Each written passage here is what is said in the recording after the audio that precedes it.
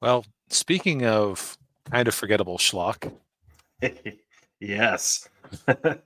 so I have seen this movie before, but it was must have been 4 years ago at this point. Okay. Yeah, I watched it for the first time. I watched the Guyver for the first time this weekend. It's on Prime Video, um, and like it's just so so for those who don't know, it's based on an anime and a manga, and I haven't watched or read either one of them. Um, so I had no idea what this was about. I've seen other like people review it, um, but basically it's this notion that that mankind was created by a race of aliens. Yeah, Ninja, it's the American version, Made by and Warner Brothers. yeah, yeah. And the actually the production team behind it also did movies like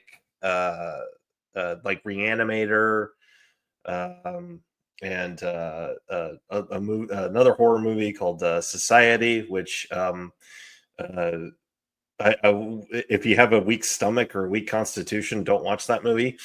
Uh, um, and oddly enough, the one of the directors of the movie, his name is Screaming Mad George. That's his professional name, not his real name. He's a makeup effects artist, and he did obviously did all the makeup effects in the movie. Which I will say that's probably the one part of this movie that I liked, along with the fight scenes. But the rest of it was just like. Um, not really for me. I had a hard time getting into it. The lore was very confusing to me because what they did was they just kind of did this like exposition crawl dump at the beginning, like a la Star Wars, where they explain like aliens created the human race, and there was another race of aliens called the Zoonoids, and they're like mutating humans, and Wait. I forgot about that. That was like the fact that humanity was created by these aliens was in the original series. That was a big plot revelation, oh yeah. as memory serves. Well, I mean, I mean, they mentioned it right away in this movie, um, and so then they have the Zoonoids have this company called the Kronos Corporation, and and it's led by what's the guy's name? Oh, Fulton Balkus, who's played by an actor named David Gale, and he was in Reanimator. Um, he gets his head taken off by Herbert West, and then he gets brought back using the serum. So now he's just a headless headless body. I don't know. That movie's so goofy funny. Um, Kind of wish I watched that one instead. Um, but anyway, get back to this. So there's a scientist in there, Dr. Sagawa, and he absconds with a weapon, an alien weapon called the Guyver, which is basically just this mechanical biosuit. And he's supposed to meet with Mark Hamill's character, Max Reed, who's supposedly a CIA agent, but it just doesn't act like a CIA agent. It acts more like a cop. Um, and very wearing the highest waisted pants I've ever seen on a man. Like came up to like almost up, way past his belly button. And by the way, this poster is very misleading because Mark Hamill does not become the Guyver. It's a different character. What's Sean Baker or Barker? Uh, he's the one who gets merged with the Guyver. I think the reason they did that with the poster was because Mark Hamill is the biggest name star in the movie. Um, And so the Zoonoids are trying to get the Guyver, and basically just weird hijinks ensue where you have all these different Zoonoids. One of them is played by the Michael Berryman, who was in The Hills Have Eyes. He's the guy on the poster for The Hills Have Eyes. He has that very unique look. He has bald head, and he has some genetic condition. I can't remember what it's called, but it makes his head he has heads kind of almost like a cone shape, and he doesn't have any fingernails. And very wrinkly skin. I can't, and like I said, he's very tall too. He's like 6'8", 6'9".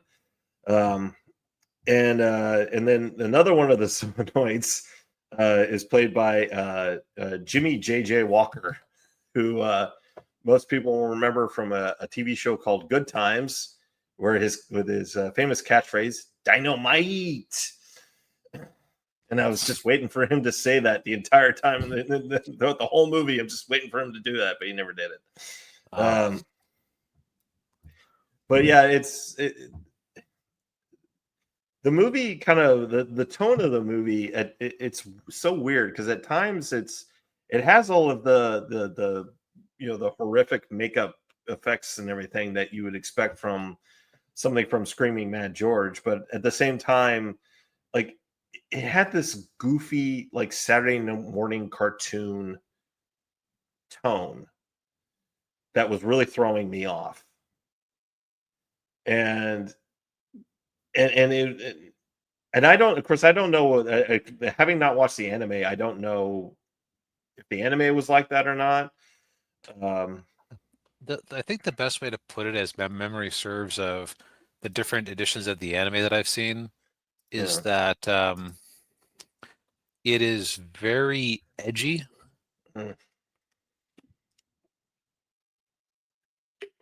Okay. Like very teenagery in its outlook. Okay. Well, this wasn't edgy. This felt, like I said, like more like a kid's cartoon. It's rated PG-13, so it's really not bloody. But yeah, I struggled to get into it. Let me just put it that way. And even watching it from the standpoint of like our previous movie, from a so bad it's good vantage, it was still kind of like, yeah, it wasn't grabbing my attention, you know. So it does have some sort of following. My understanding is that it didn't do well in theaters, but then became a mainstay on cable. Oh, okay. Yeah, like this, as a memory served, the special effects were the best part, but I've always felt that Guyver had kind of a weak story. Maybe not weak. It had like a very basic story.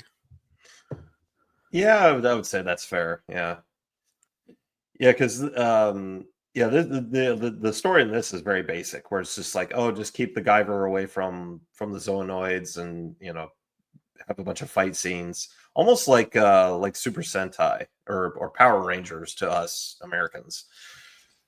Yeah, that's pretty accurate. Like, because of course I think the movie was also trying to combine a bunch of it's trying to combine a bunch of the manga into one movie, so that's always going to make things seem a bit more rushed and fight heavy. They knew what the people would actually care about. That's true. Yeah. Uh, did you know they actually made sequels to this thing? I did. They made what? Two, there was I think there were one, three. three. Okay. I know that one of the sequels actually has a better reputation than the others. I want to say it's the third one. It involves some sort of mine, but it has been years since I was shown these movies, so it's Okay. but yeah. Yeah. But you know Well, what? yeah. Yeah. Even if it isn't great, at least it will be remembered.